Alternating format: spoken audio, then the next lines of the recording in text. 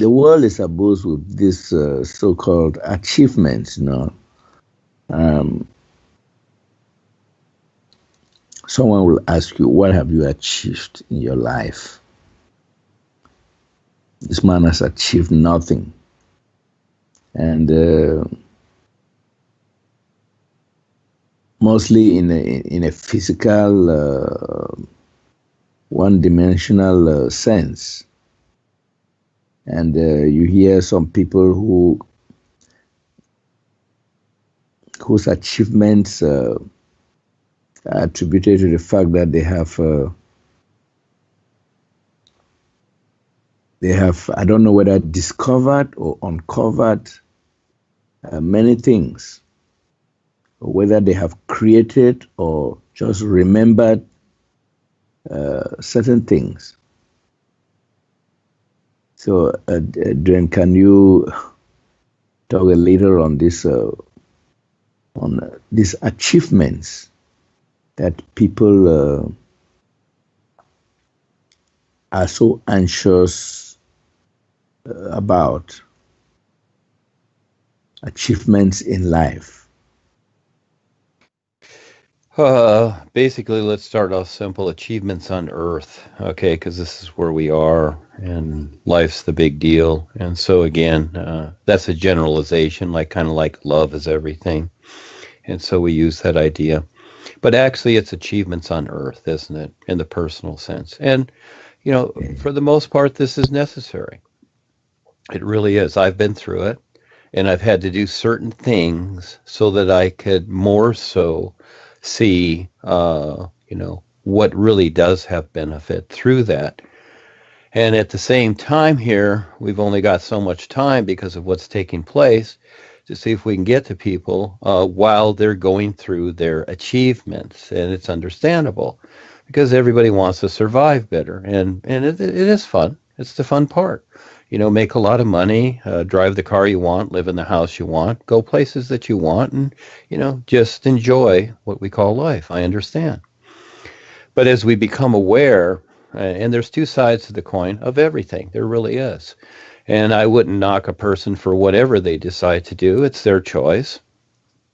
And for the most part, people have to find me and find what I'm doing because if they're not ready yet, they're just not ready, but at the same time presenting something out there. But the achievements are very important because it is through the achievements, it is through creating anything that a person, the idea would be to wake up and see what you're really doing and not just, be under the self-conviction of you think you already know what you're doing, but really you don't. But then again, you have the right to decide whatever you will.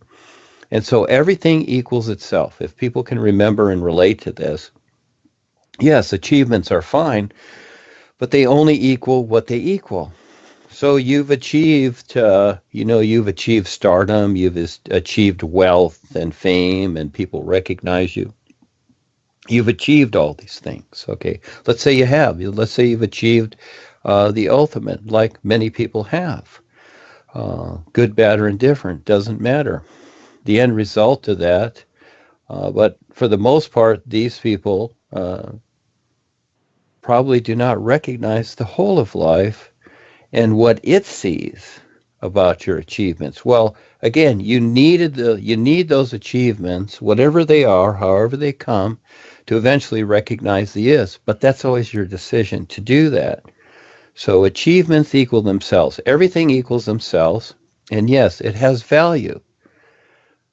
But it's just like, it's like money in the bank. And people can say, well, I got money in the bank. I got $10 billion in the bank.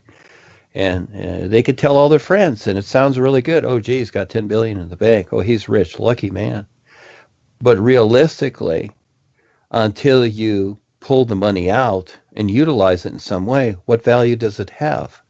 So again, the achievements that we've accumulated, yeah, they do have their own place. But to have real value, you need to utilize all that you've achieved to recognize the true reality life is, because there then becomes the real value. Just like taking your money out of the bank and now all of a sudden you spend it on something, you buy something or what have you, that exemplifies the value. And recognizing the all is the true reality through the simulation. And it has to be so how it is set up, but it is set up according to what we decide. You and I decide all of it. We just, everything you see, we've decided. And now we're facing our creations, which is fine.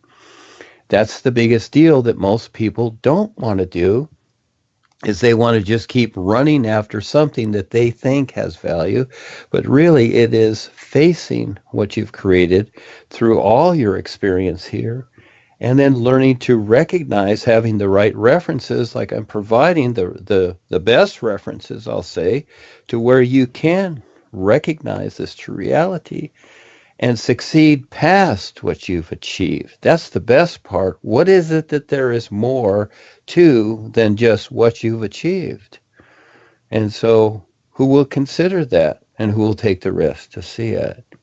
So there's something to consider, Charles. Thank you for asking. Go ahead. Okay, Duane, thank you too. We just created a group today.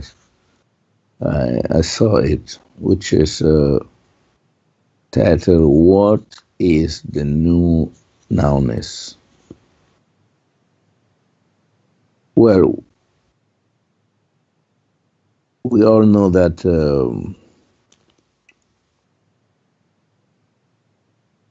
you can never represent the new nowness here.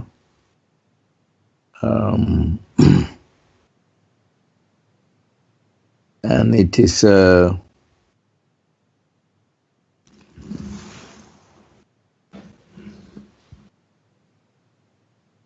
living in the now, at this.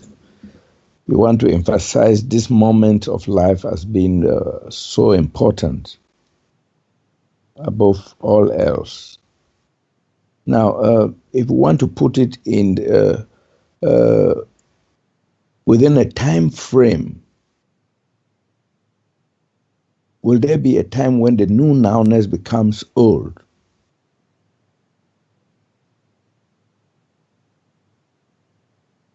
Is that the question? Yeah. Which would come first? Which came first, the chicken or the egg? Okay, so what would you guess would be older first, you or the new nowness? Okay, so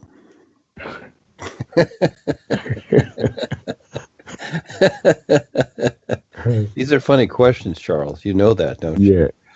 I know. They're great, though. They're fun because, again, we want to have fun with this. And actually, there is no time frame, because actually there's no time. And when you stand in the real now of life, I'm going to jump out of that position for a moment and say this. Eckhart Tolle talks about now, okay? And he goes all around about now. Okay, he's really talking about past, present, and future. Present isn't now. Okay, there is a movie with what's the name who played Robin Hood? Anyhow, he talked about being in the business world, being present, etc. And Eckhart Tolle talks about now, and people would think, oh, well, he knows what he's talking about. He's referring to time and space now. And he's not referring to the isness, because, again, yes, everything is actually now. And the idea of eternity and forever and all these things, people see it extended beyond themselves, but there's no extension to things, because everything is an isness. It's just how you see it. But for the most part, people agree to creation is really what they're agreeing to, without recognizing how they're agreeing to creation. And so the actuality, just like the true reality, life is the new nowness. No, you might say, I've proclaimed it, okay, to be so. That's just kind of an idea, okay? but nothing can touch it. It's just because people do not recognize Rebazar and the real guides does not mean they do not exist. So, in the commercial sense of this world, which it is, it's a commercial business world, which is fine. It doesn't matter what it is. Okay, it can be a native village or it could be a business world, whatever. It doesn't really matter. Okay, these are just things that are created. Things will happen here. And they're going to happen. I'm sure they will, etc. Because this is just how it is. Or it'll just be totally destroyed and everybody be destroyed. Whatever, all they have to do is push the trigger and boing, the planet's gone. And that's just very real too. That's possible because they have the technology to do it, just like in the movie Star Wars. So anything's possible, and there is no time factor. It's all about choice. And as we see just what Paul created, but the boys knew that. You see, Paul created a sandbox. He was the babysitter. And I don't think or see it as anything more than what he created. And that is that, it was a test vehicle, you might say. And that's all it was. And they knew basically how it would go because, again, that was just part of the stages. This is the true completeness here of what is taking place. That wasn't. That was, you might say, the diversion, you see. And those people, even the people that I taught that knew I had the rod of power at the time in 2001, well, they failed. Because when I stepped back, that was a test too, and they didn't see it, and they thought I was the bad guy. Well, they failed. They failed themselves. Now they're self-convinced that, I failed and whatever. Well, I didn't fail. I actually succeeded. I just had to go through the process, just like a caterpillar goes through the metamorphosis or, cocoon stages of becoming the butterfly. Here we are. This is the new presentation. And I would say that if anybody has any sense about them more than just their literal sense and kind of getting into an intuitive nature by the very fact of what I'm expressing and implying and also singing the new you, and all of a sudden they have real side experiences, etc., puts it all together. Is it making sense yet? I would say that it does. And who is saying and writing and being specified and can even figure out the things of this world like I've specified and referred to. Hey, there is something here, isn't there? And people can look at it and say, oh, it's a bunch of baloney. Well, you can say whatever you want, but the actuality of it is really what it is. And it is very real with what is being presented. And I'm very honorable and very honest and upfront with it, and that is that it's a reference, but it is the best reference there is to everything, and it's more than evident. And that's not conceit on my part. It's just that I'm very grateful to be able to recognize how to present this. My whole position is gratitude. It's not about me. It's about I am grateful that I can recognize this and present it, and I get the privilege of risking my life to do so and be hated for it for the most part. And that's fine with me because this is my love affair. So yes, Charles, what you asked is kind of funny, but it all relates.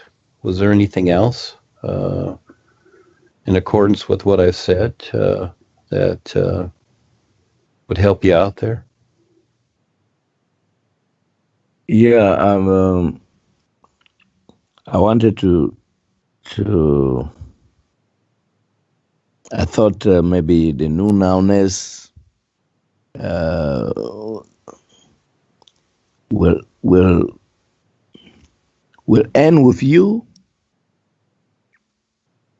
No. Yes, and that some other. Maybe a person might evolve some other thing,